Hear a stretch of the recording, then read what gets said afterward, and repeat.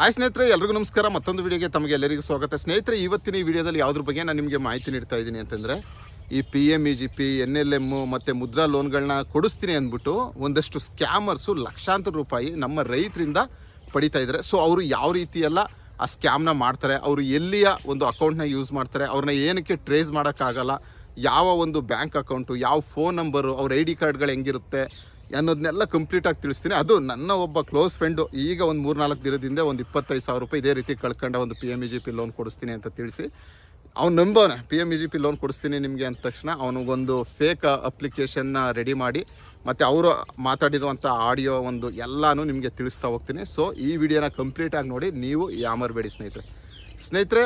Amount ಅಂತೂ ಪ್ರತಿಯೊಬ್ಬರಿಗೂ necessity. ಈ PMEGP ಲೋನ್ ಬಂತಂದರೆ ಅಂಗಡಿಯಿಂದ ಹಿಡಿದು ಚಿಲ್ಲರೆ ಅಂಗಡಿ, ದೊಡ್ಡ ಅಂಗಡಿ, ಕೋಳಿ, ಮೇಕೆ, ಕುರಿ ಸಾಕಾಣಿಕೆ ಎಲ್ಲದಕ್ಕೂ ಕೊಡ್ತಾರೆ ಮುದ್ರಾ PMEGP ಲೋನು. ಅದೇ NLM ಲೋನು ಪರ್ಫೆಕ್ಟಾಗಿ ಒಂದು ಪರ್ಟಿಕ್ಯುಲರ್ ಆಗಿ ಇದಕ್ಕೇನೆ ಫಾರ್ಮಿಂಗ್ ಬಿಸ್ನೆಸ್ಸು, ಕುರಿ, ಕೋಳಿ, ಮೇಕೆ, ಹಸು ಸಾಕಾಣಿಕೆಗೆ ಅಷ್ಟೇ NLM ಸ್ಕೀಮು.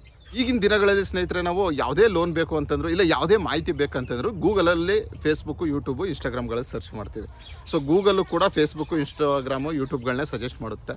ಇದನ್ನು ಒಂದು ಅಡ್ವಾಂಟೇಜ್ ಆಗಿ ಇಟ್ಕೊಂಡಂಥ ಆ ಸ್ಕ್ಯಾಮರ್ಗಳು ಏನು ಮಾಡ್ತಾರೆ ಅಂತಂದರೆ, ಅವರೇ ನಿಮಗೆ ಕಾಲ್ ಮಾಡಲ್ಲ. ಸೊ ಆ್ಯಡ್ ಕೊಟ್ಟಿರ್ತಾರೆ, ನಾವು ಮುದ್ರಾ ಲೋನ್ ಕೊಡಿಸ್ತೀವಿ, PMEGP ಲೋನ್ ಕೊಡಿಸ್ತೀವಿ. ಸೊ ಕೊಡಿಸೋರು ಇದ್ದಾರೆ, ಸೊ ತುಂಬ ಜನ ಕೊಡಿಸೋರು ಇದ್ದಾರೆ, ಬಟ್ ತುಂಬ ಜನ ಆನ್ಲೈನಲ್ಲಿ ಮಾಡುವಂಥವ್ರು. ಸೊ ಒಂದು ಆ್ಯಡ್ ಮಾಡ್ತಾರೆ, ಫೇಸ್ಬುಕ್ಕು, ಯೂಟ್ಯೂಬ್, ಇನ್ಸ್ಟಾಗ್ರಾಮಲ್ಲಿ ಆ್ಯಡ್ನ ಶೋ ಮಾಡ್ತಾರೆ. ನೀವು ಅವಾಗ ಏನು ಮಾಡ್ತೀರಾ, ಫೋನ್ ತಗೊಂಡು ಕಾಲ್ ಮಾಡ್ತೀರಾ. ಅವರು ನಿಮ್ಮ ಆಧಾರ್ ಕಾರ್ಡು, ಪ್ಯಾನ್ ಕಾರ್ಡು ಮತ್ತು ಏನು ನಿಮ್ಮ ಐಡೆಂಟಿ ಕಾರ್ಡ್ ಇರುತ್ತೆ ಅದನ್ನೆಲ್ಲ ತಗಳಿಸ್ಕೊಂಡು, ಸರ್ ನಿಮಗೆ ಈಗ ಅಪ್ಲಿಕೇಶನ್ ಹಾಕ್ತೀವಿ ನೋಡಿ ಅಂದ್ಕೊಂಡು, ನೋಡಿ ಈ ಫೋಟೋದಲ್ಲಿ ತೋರಿಸ್ತಾ ಇದ್ದೀನಲ್ಲ, ಈ ರೀತಿಯ ಒಂದು ಫೇಕ್ ಅಪ್ಲಿಕೇಶನ್ನ ರೆಡಿ ಮಾಡ್ತಾರೆ. ಇದು ನನ್ನ ಸ್ನೇಹಿತಂದು. ಸೊ ಅವ್ನು ಸ್ವಲ್ಪ ತಿಳುವಳಿಕೆಯಾಗಿ ಇದ್ದಾನೆ, ಆದರೂ ಕೂಡ 20,000 ಹೆಂಗೆ ಕಳ್ಕೊಂಡ ಗೊತ್ತಿಲ್ಲ. ಸೊ ಒಂದು ಫೇಕ್ ಅಪ್ಲಿಕೇಶನ್ನ ರೆಡಿ ಮಾಡಿ ಅದಕ್ಕೊಂದು RBI ಸೀಲ್ ಕೂಡ, ಸಿಗ್ನೇಚರ್ ಕೂಡ ಹಾಕಿದ್ದಾರೆ ನೋಡಿ. ಇದು ರಬ್ಬರ್ ಸ್ಟ್ಯಾಂಪಲ್ಲಿ RBI ಸೀಲ್ ಕೂಡ ಹೊಡೆದಿದ್ದಾರೆ.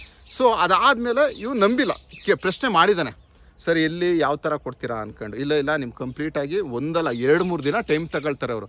ನಿಮ್ಮದು 4 ದಿನ ಬಿಟ್ಟು ಪ್ರೋಸೆಸ್ ಆಗುತ್ತೆ. ನೀವು ಫಸ್ಟು ಡಾಕ್ಯುಮೆಂಟ್ಗಳನ್ನ ಕೊಡಿಸಿ ಅರ್ಜಿ ರೆಡಿ ಆದಮೇಲೆ ನೀವು ಅಮೌಂಟ್ ಹಾಕಿ ನಮಗೆ ಅಂದ್ಬಿಟ್ಟು ಒಂದು ಒಳ್ಳೆ ನಂಬಿಕೆ ಬರೋ ಥರ ಪ್ಲ್ಯಾನ್ ಮಾಡಿ ನಿಮ್ಮ ಹತ್ರ ಮಾತಾಡ್ತಾರೆ. ಸೊ ಆವಾಗ ಏನು ಮಾಡ್ತೀವಿ ನಾವು, ಸರಿ ಅಂದ್ಕೊಂಡು ಅವ್ರ ಐಡೆಂಟಿ ಕಾರ್ಡು, ಯಾವುದೋ ಒಂದು, ಇಲ್ಲಿ ನೋಡಿ ಫೋಟೋಸ್ ತೋರಿಸ್ತಾ ಇದ್ದೀನಲ್ಲ, ಯಾವುದೋ ಒಂದು ಬ್ಯಾಂಕ್ನ ಒಂದು ಇಮೇಜು, ಎಲ್ಲೋ ಒಂದು ಬ್ಯಾಂಕ್ ಆಫೀಸ್ ಮುಂದೆ ಅವ್ರದ್ದು ಒಂದು ಫೋಟೋಸ್ಟಾಪಲ್ಲಿ ಈ ರೀತಿ ಎಡಿಟ್ ಮಾಡಿರುವಂಥ ಒಂದಷ್ಟು ಬ್ಯಾಂಕ್ ನೇಮು ಅವೆಲ್ಲ ಪ್ರಾಪರಾಗಿ ಮಾಡಿ ನಿಮಗೆ ಒಂದು 2-3 ಡೇಸ್ ಬಿಟ್ಟು ಒಂದು ಫೇಕ್ ಅಪ್ಲಿಕೇಶನ್ನ ಕಳಿಸ್ತಾರೆ ಈ ರೀತಿ. ಸೊ ಆಗ ಅವ್ರು ಕೇಳುವಂಥದ್ದು, ಸರ್ ನಿಮ್ಮ ಅಪ್ಲಿಕೇಶನ್ ಎಲ್ಲ ರೆಡಿ ಆಗುತ್ತೆ, ಇನ್ನು 2-3 ಡೇಸಲ್ಲಿ ಅಮೌಂಟ್ ರಿಲೀಸ್ ಆಗುತ್ತೆ, ನೀವು ಅಮೌಂಟ್ ಹಾಕಿ ನಮಗೆ ಪ್ರೊಸೆಸಿಂಗ್ ಫೀಸು ಮತ್ತು ಲೀಗಲ್ ಪ್ರೊಸೆಸಿಂಗ್ ಫೀಸ್ ಹಾಕಿ ಅಂದ್ಬಿಟ್ಟು 3,600 ರೂಪಾಯಿ, ಒಬ್ಬೊಬ್ಬರು 5,000, 6,000, 4,000 ಈ ರೀತಿ ಹಾಕಿಸ್ಕೊಳ್ತಾರೆ. ಸೊ 2-3 ಡೇಸು ಕಂಟಿನ್ಯೂಸ್ ಆಗಿ ನಿಮ್ಮ ಫೋನ್ ರಿಸೀವ್ ಮಾಡ್ತಾರೆ. ಸೊ ಇದ್ರ ಮಧ್ಯ ಅವ್ರು ಏನು ಮಾತಾಡಿದ್ದಾರೆ ಅಂತ ನೀವೇ ಕೇಳಿಸ್ಕೊಳ್ಳಿ ಒಂದ್ಸರಿ. ಆ ಆಡಿಯೋನ ಹಾಕ್ತೀನಿ ಈಗ. ನಮಸ್ಕಾರ ಹೇಳಿ ಸರ್. ನಮಸ್ಕಾರ ಸರ್. ಏನಿಲ್ಲ, ಇದು PMG ನಮ್ದು ಯಾರೋ ಒಬ್ರು ಮೈಸೂರಿನವರು ಫೋನ್ ಮಾಡಿದ್ರು. ನಿಮ್ದು ಇವ್ರದ್ದು ID ಪ್ರೂಫ್ ಎಲ್ಲ ಕೇಳಿದ್ರು. ನೀವೇನೋ ಲೋನು ಎಲ್ರಿ ಒಂದ್ ದಿವಸದಲ್ಲಿ ಲೋನ್ ಆಗುತ್ತೆ ಹಂಗೆ ಅಂತ ಇವ್ರ ಹತ್ರ ಚರ್ಚೆ ಮಾಡಿದ್ರು, ಅದಕ್ಕೆ ಕೇಳಿದೆ ಸರ್. ಯಾರ ಹತ್ರ ಸರ್? ಇವ್ರ ಹತ್ರ ಸರ್, ಅಭಿಷೇಕ್ ಸರ್ ಹತ್ರ, ಅಭಿಷೇಕ್ ಗೌಡ್ರು ಅಂತ ಇವ್ರ ಹೆಸರು ಹೇಳಿದ್ರಲ್ಲ ಸರ್, ಇವ್ರ ಹತ್ರ ಚರ್ಚೆ ಮಾಡಿದ್ರು. ಎಲ್ರಿ ನಿಮ್ಮ ಲೋನ್ ಆಗುತ್ತೆ, ಇದು ಒಂದ್ ದಿವಸದಲ್ಲಿ ಯಾವ ಲೋನ್ ಆಗುತ್ತೆ, ನೀವು ಸುಳ್ಳು ಹೇಳ್ತಿದ್ರಿ ಕಣ್ರಿ ಹಂಗೆ ಅಂತ ಹೇಳಿದ್ರಿ ಇವರಿಗೆ. ನೀವ್ ಹೇಳ್ಬೇಕಲ್ವಾ ಸರ್, ಒಂದ್ ದಿವಸದಲ್ಲಿ ನಾವೇ ಲೋನ್ ಕೊಡ್ತಾ ಇದೀವಿ ನಿಮ್ಗೆ. ನಿನ್ನೆ ಅಪ್ರೂವಲ್ ತಗೊಂಡಿರೋದು, ಇವತ್ತು ಬೆಳಗ್ಗೆ ಮೇಲಿಂದ ಬಂದಿದೆ.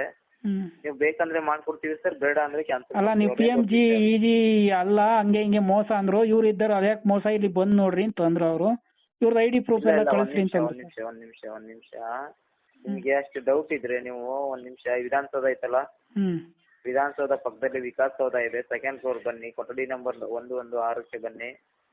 ಅಲ್ಲಿ ಬಂದು ನಿಮ್ 3 MLA ಯಾರಿದ್ದಾರೆ? Anand sir, Kadur sir. ಕಡೂರಾ? ಅಲ್ಲಿ ಅವ್ರದ್ದು ಒಂದು ಲೆಟರ್ ತಗೊಳ್ಳಿ, ಒಂದು ಸಿಗ್ನೇಚರ್ ಮಾಡ್ಕೊಳ್ಳಿ. ಸಿಗ್ನೇಚರ್ ಮಾಡ್ಕೊಂಡು ಮೇನ್ ಬ್ರಾಂಚ್ ಬಂದು ಡೆಲ್ಲಿಲಿ ಇರುತ್ತೆ. ಪ್ರತಿ ಸ್ಟೇಟಿಗೆ ಒಂದು ಬ್ರಾಂಚ್ ಇದೆ ಸರ್ ಇದು, ಓಕೆನಾ? ಇದು ಬೆಂಗಳೂರಲ್ಲಿ ಇದೆ.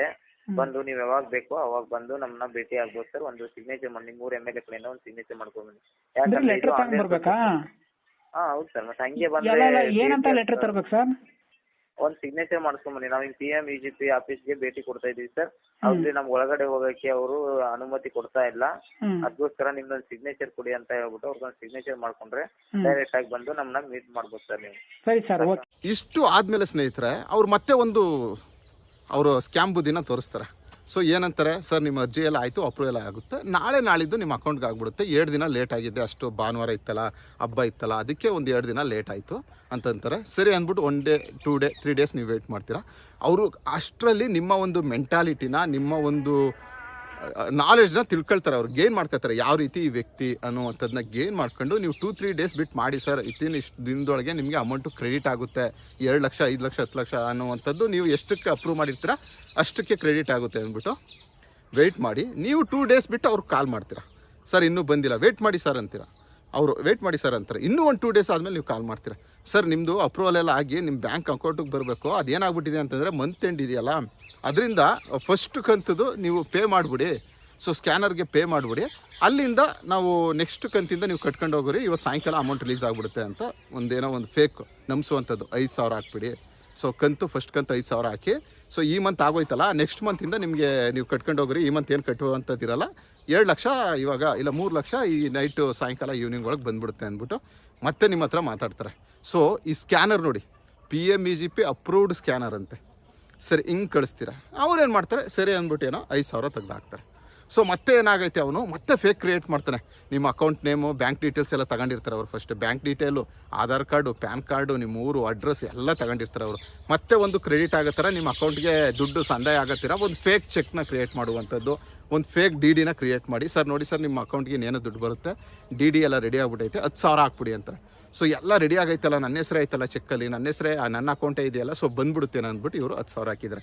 ಸೊ ಟೋಟಲ್ ಅಪ್ಲಿಕೇಶನ್ಗೆ 3,500 4,000, ಆಮೇಲೆ ಫಸ್ಟ್ ಕಂತು 5,000, ಮತ್ತೆ 2 ಕಂತು ಸೇರಿ 10,000. ಅವ್ರು ಮಧ್ಯೆ ಸರ್ ನಾವು ಕೂಡ 5,000 ಸೇರಿಸಿ ಕಟ್ಟಿದ್ದೀವಿ ಸರ್ ನಿಮ್ಮ ಕಂತು ನಾನು ಅಂಥದ್ದು ಟೆಕ್ನಿಕಾಗಿ ಮಾತಾಡ್ತಾರೆ. ಸೊ ಇಷ್ಟೆಲ್ಲ ಆಗಿ ಸೊ ಅವನು ಕಳಿಸಿರುವಂಥ ಸ್ಕ್ರೀನ್ಶಾಟ್ಗಳು ದುಡ್ಡನ್ನು ಎಲ್ಲ ಇಲ್ಲಿ ತೋರಿಸ್ತಾ ಇದ್ದೀನಿ ನೋಡಿ. ಸೊ ಎಲ್ಲ ಮುಗೀತು. ನನ್ನ ಮಧ್ಯೆ ಫೋನ್ ಮಾಡಿದ್ದ, ನಾನು 3,600 ರೂಪಾಯಿ ಹಾಕಿದ್ಮೇಲೆ ನನಗೆ ಫೋನ್ ಮಾಡ್ದೆ. ನಾನು ತಿಳಿಸ್ದೆ ಅವನಿಗೆ, ನೋಡ್ರಿ ಇದು ಫೇಕು ಅಂದ್ಬಿಟ್ಟು. ನಾನು ಬಾಯಿಗೆ ಬಂದಂಗೆ ಬೋದೆ ಅವನಿಗೆ, ಅಪೋಸಿಟ್ ಅವನಿಗೆ. ಇವ್ನು ನಮ್ಮ ಕಡೆ ಇವನೇನು ಮಾಡ್ದ, ಯಾಕೆ ಸರ್ ನೀವು ಅವ್ರನ್ನ ತುಂಬ ಒಳ್ಳೆಯವರು, ಅವ್ರನ್ನ ಹಿಂಗೆ ಬೈಯಕ್ಕೆ ಹೋದ್ರಿ ಅಂತ ನಾನು ಬೈದೆ. ಇವೆಲ್ಲ ಮಾಡಿರಿ, ಅವ್ರು ಬೇಡ್ಕೊಂಡ್ರಿ, ರೈತರ ಹತ್ರ ಯಾಕೆ ಹಿಂಗೆ ದುಡ್ಡು ತಿಂತೀರಾ, ಬೋಳಿ ಮಕ್ಳು ಹಂಗೆ ಕೆಟ್ಟದಾಗೆಲ್ಲ ಬೋದಾಕ್ಬಿಟ್ಟೆ. ಸೊ ಇವನೇ ಬೇಜಾರು ಮಾಡ್ಕೊಂಡೆ ನಮ್ಮ ಕಡೆ ಅವನು. ನನಗೆ ಗೊತ್ತು ಅವ್ರ ದುಡ್ಡು ಬರಲ್ಲ, ಇವನಿಗೆ ರಿಟರ್ನ್ ಬರಲ್ಲ, ಇವ್ರಿಗೆ ಮೋಸ ಮಾಡಿಬಿಟ್ಟ ಅನ್ನುವಂಥದ್ದು ನನಗೆ ಗೊತ್ತಿರೋ ವಿಚಾರ. ಸೊ ಆಮೇಲೆ ಏನಾಯಿತು, 2-3 ಡೇಸ್ ಬಿಟ್ಟು ಅವ್ನು ನನಗೆ ಬ್ಯಾಕ್ ಫೋನ್ ಮಾಡ್ದೆ, ಅವ್ರು ದುಡ್ಡು ಹಾಕ್ತಾಯಿಲ್ಲ, ಇನ್ನೂ 5,000 ಹಾಕು ಅಂತವ್ರು, ಆಲ್ರೆಡಿ 20,000 ಹಾಕ್ಬಿಟ್ಟವನೇ, ಇನ್ನೂ 5,000 ಹಾಕು ಅಂತವ್ರೆ ಅಂತ. ಗುರು ಹೋಯ್ತು ಬಿಡೋ ದುಡ್ಡು ಅಂದರೂ ನಂಬ್ತಾನೆ ಇಲ್ಲ ಅವನು. ಇಲ್ಲ ಅದು ಇದು ಅಂದ್ರೆ 3 ದಿನ ಆಯಿತು. ಅವ್ರು ಏನು ಹೇಳಿದ್ರು, ಸರ್ ಇನ್ನು 5,000 ಹಾಕಿದ್ರೆ 25,000 ಹಾಕ್ಬಿಡಿ, 175 ನಿಮ್ಮ ಅಕೌಂಟಿಗೆ ಬರುತ್ತೆ ಅಂದ್ಬಿಟ್ಟು ತಿಳಿಸ್ತಾ. 2 ಲಕ್ಷ ಹಂಗೆ.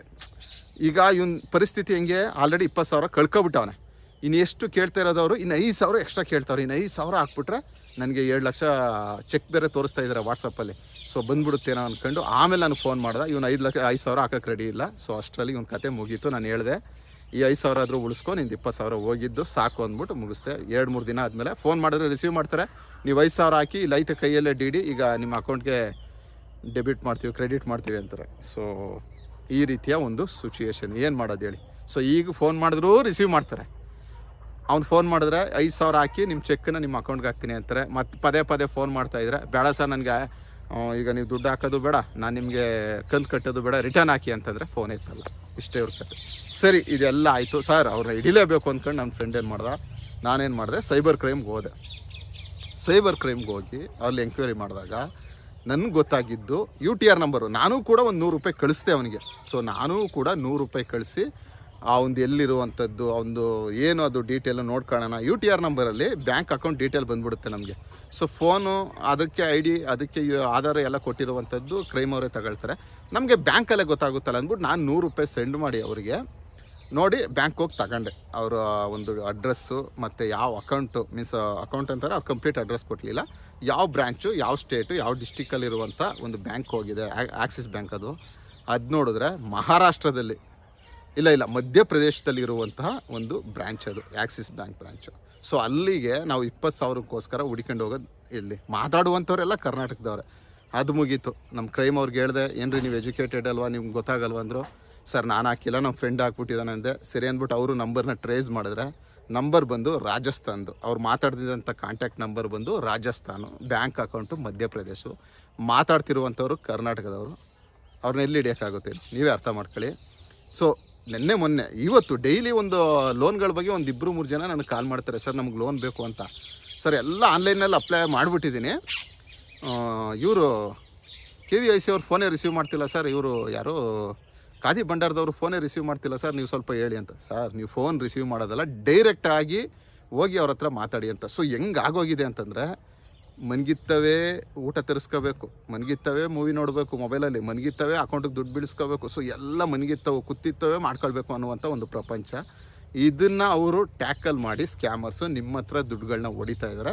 ಸೊ ನಿಮ್ಗೆ ಯಾರಾದರೂ PMEGP NLM ಲೋನ್ಗಳನ್ನ ಮಾಡಿಸ್ಕೊಡ್ತೀನಿ, ಮುದ್ರಾ ಲೋನ್ನ ಮಾಡಿಸ್ಕೊಡ್ತೀನಿ ಅಂದರೆ ನೀವು ಡೈರೆಕ್ಟಾಗಿ ಹೋಗಿ ಮೀಟ್ ಮಾಡಿ ಆಮೇಲೆ ನೀವು ಅಪ್ರೋಚ್ ಮಾಡಿ, ನೀವು ದುಡ್ಡು ಹಾಕ್ತಾನೆ ಇರಿ, ನಿಮ್ಮಿಷ್ಟ ಅದು. ಬಟ್ ಡೈರೆಕ್ಟಾಗಿ ಹೋಗಿ ಅಪ್ರೋಚ್ ಮಾಡಿ ಅವ್ರ ಹತ್ರ ಮಾತಾಡಿ.